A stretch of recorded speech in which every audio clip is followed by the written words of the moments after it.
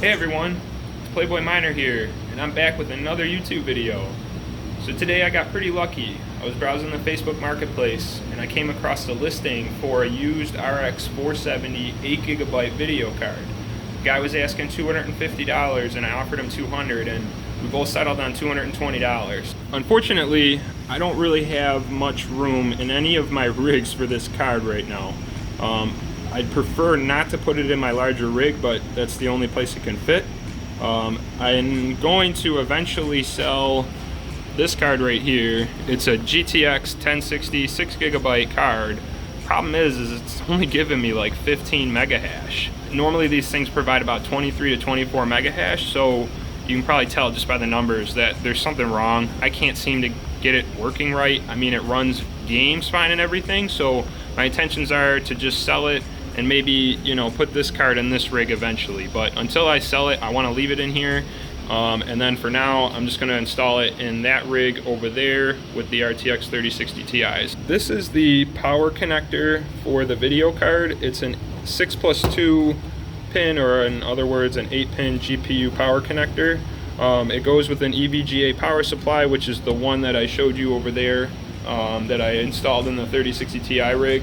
And then we got the actual video card here, which on the sticker says it's an RX 470 Miner 8GB.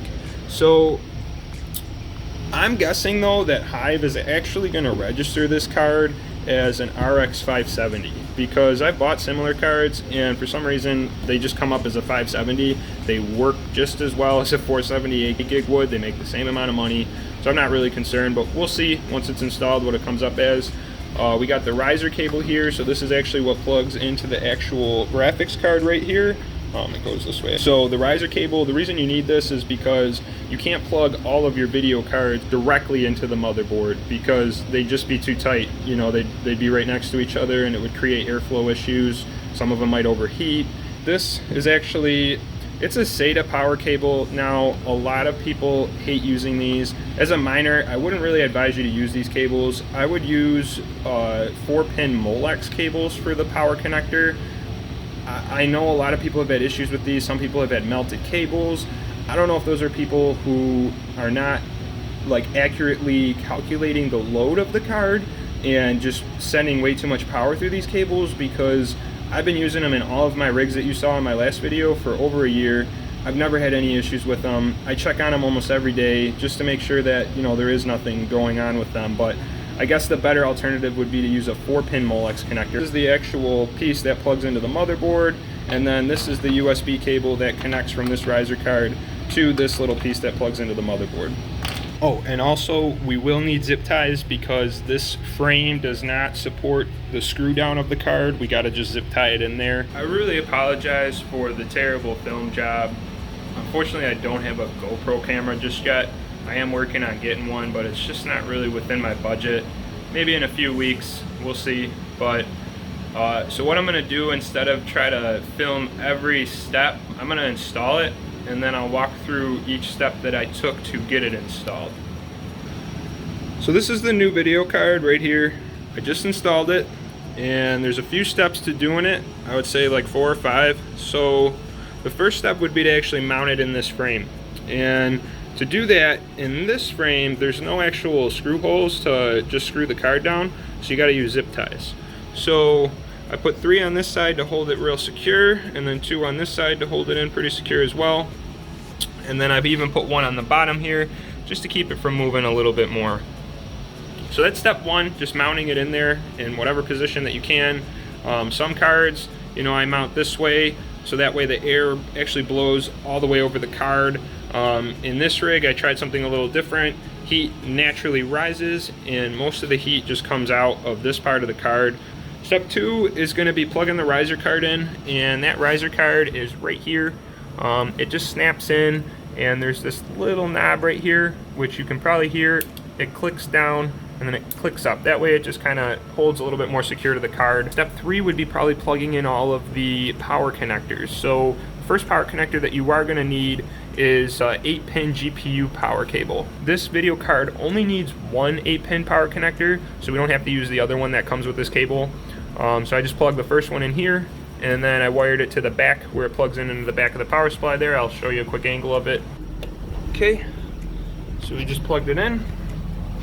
Now the other end of this cable is going to go to the video card. There's the 8-pin connector on the video card. We're going to take this GPU connector and we're going to plug it in down here, just like that. Okay. And then the second power connector you need is your Sata power connector, which, again, I talked earlier about it. If you're going to be using like 3070 Ti, 3080, 3080 Ti, 3090, those are really power-hungry cards. I wouldn't use Sata riser cables. I would probably just use Molex in that case. I use Sata just because it saves me money, and again, with power supplies, most of them only come with like 2 to 4 Molex connectors, and that's not really enough to connect more than 6 video cards in a single power supply. So that's why I use Sata, because they usually come with like 8 to 10 Sata connectors. Step 4 would be to plug in the USB cable from the riser cable all the way over to this motherboard over here, where I plugged in that tiny little piece right here, and then I plugged in the USB cable into it. That's it. Now the card's installed. So my next step would be to try and get it set up in Hive now. So let's go upstairs and sync up back there. Alright, so I'm back upstairs now. We just physically installed the video card in the mining rig, and the next step would be to set it up in Hive. So the first thing we're going to do, we're just going to go to the Hive page, and I have it bookmarked right here. So you can see that I have 2 farms on my dashboard. The Man of Faith farm, that's my dad's rig. He can manage his own settings in here, but I can access them too from my own account. That's the nice thing about Hive. Today we're going to go into my farm because that's where we ended up putting the video card, was in my larger rig. It's this one here, rig 1. So we're going to open it up. Now we're going to try to find it in here. It's pretty easy because all of these RX 5700s, those are the cards that I already had installed. Same with the 3060 Ti's. So, yep, and there it is. It's an RX 580. So as I mentioned earlier, even though the sticker on the card says it's an RX 478 gig, it clearly shows up in Hive as an RX 580. So I was a little off. I said it was probably going to be a 570, but it showed up as a 580. And one way or another, all those cards tend to make around the same profit. They tend to give you about 30 mega hash. So one thing I noticed right away is that this card doesn't need a BIOS mod. This card looks like it was already set up with a BIOS mod. That could explain why on the sticker it said it was a miner card. And it's given me a pretty good hash rate already, a little over 29 mega hash at 94 watts. I didn't put any clock settings in here. I tried doing that actually last night already, and it was acting really funny with me. Every time I would put in clock settings here, it would just die on me. The whole rig would shut down, and I had to just leave it on 0. And what 0 does is it just makes it so it tells the card to use its default memory settings. So the card's going to adjust its own memory clock settings, and obviously it's still giving me a pretty good hash rate, even without adjusting a manual memory clock. If you're new to Hive, you don't know what clock settings or core voltages, if you don't know any of that stuff, what it should be. A real easy thing to do is you just click this little, looks like a speedometer over here, and then you go up to popular presets. You select the coin that you want to mine, which is Ethereum in this case. Down here, this shows you all the different presets that you can choose from. I tend to choose the one, with the highest cardinality. That typically means that's the most amount of people who have used this preset. For now, I'm just going to actually leave it on the settings it's on, because if I do try to change it, it's gonna cause this card to crash, which is going to bring the whole rig down with it. I will give you a quick run through on how you would do a BIOS mod though. So what you would do is you just come up to the overclock tab, you click on download vBIOS, because we're doing a BIOS mod, so we have to download the original BIOS of the card first. So what you do is you just select the card you want to download the BIOS from, which is GPU4, it's this RX 580. You can save the vBIOS to Hive storage if you wanted to. That way you don't have to leave it on your computer. If you lost all the files on your computer, you could come back here and get it. I've already done that last night, so I'm not going to mess with it. So we hit download and give it about 10 seconds. Usually takes to download the BIOS, we'll see. Yep. Okay, so here it is, it's finished. You know it's finished because it appears in white now. You just have to click on it and it'll ask you to save it. You said okay.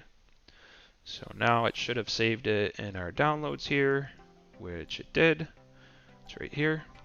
So we need to flash this now so that what you do when you flash it is you take the original BIOS settings and all of the core clocks, memory clocks, and whatnot, typically it's just memory clocks, in the BIOS, and you just kind of crank them up so that way, like natively, the card will push out more hash rate without you having to manually do the overclocks in a program like MSI Afterburner, or if you have an AMD card, maybe you're using the AMD Radeon software. Okay, so now that we have saved the vBIOS, we're going to open it up in a program that's going to manually do the BIOS mod for us. It makes it very easy. I will put the link to the download for this program within the video description. So I'm going to go ahead and open it up. It's called Polaris BIOS Editor. When you get this message, you just hit no. It's pretty basic. You just have to hit Open BIOS, and then you will select the BIOS file that we saved, which is right here. And it's as simple as clicking this one button down here. It's going to ask you some questions here. I like to hit yes on this one. It tells me it found Samsung memory, and then it tells you, do you want to use universal Hynix timing? I believe this video card does have Hynix memory in it, or some version of Hynix. So if we hit yes, okay, it did find Hynix memory. So we're going to hit OK. And then they encourage you to buy the Pro version, which you can if you want. I just hit no. And now we have to hit Save As now that we modified the BIOS, because we got to rename it something. What I like to do is I like to name it the description of the card, which is RX 580, or at least this is what it shows up as in Hive. And then I like to put in the memory and the make of the card. So the make of the card is Power Color, and the memory is Samsung. I'm not sure why it said it had Hynix memory on there. I'll just ignore that. And then we know that this is a BIOS mod, so we know typically without a BIOS mod they give you about 20 mega hash. With a BIOS mod you get about 30, so we want to just label it 30 mega hash so we know that it is the modded BIOS file. Okay, so then we save it, and we can close out of this Polaris BIOS editor. Just come up to overclocking. You would go to Flash vBIOS. You have to browse for the ROM file that we just saved, which is under the downloads here. It's this file, 30 mega hash, so we'll just open it. And then you select the video card you want to flash that ROM file to, which is GPU 4, the RX 580. You can swipe this over. I typically do. I've never had any issues without it. Just kind of forces the flashing. And then you just hit upload. And I'm not going to do it again because I already got the BIOS mod on this card, so I'm going to cancel out. But when you do that, it's going to say here that it's doing the BIOS mod, and then after it's finished, it's going to try and reboot the rig. If it doesn't, sometimes you just have to manually reboot it. Once it finishes the BIOS mod, you'll know it's done here. Once the rig comes back up, you just go back into it under the worker name that you had installed it in, which is rig 1. And you just check once it's on. If it's now giving you 29 to 30 something mega hash, then you know the BIOS mod worked. I'm not adding any memory clocks to this card. I already tried doing that later last night. Unfortunately, no matter what memory clock setting I put in here, it would just crash the entire rig. Normally, if this was like an NVIDIA card, the clock settings would make a huge difference. Seeing that it's an AMD card, adjusting the memory clock on its own, it's not going to make a huge difference because the BIOS mod is kind of what boosts it from 20 to 30 mega hash or close to 30 mega hash. If I were to get a stable memory clock at like 2100 or 2150, this might give me 30 to 31 mega hash. But as I said earlier, it just makes the whole rig crash, and I would rather have all of these mining stably than getting an extra 1 or 2 mega hash. At this point, the card is installed. We've added the BIOS mod to it, all the clock settings. So that's it. I know it was a bit of a long video, so I apologize. Some of these things just take a while. I want to thank you all for tuning in and giving me your time.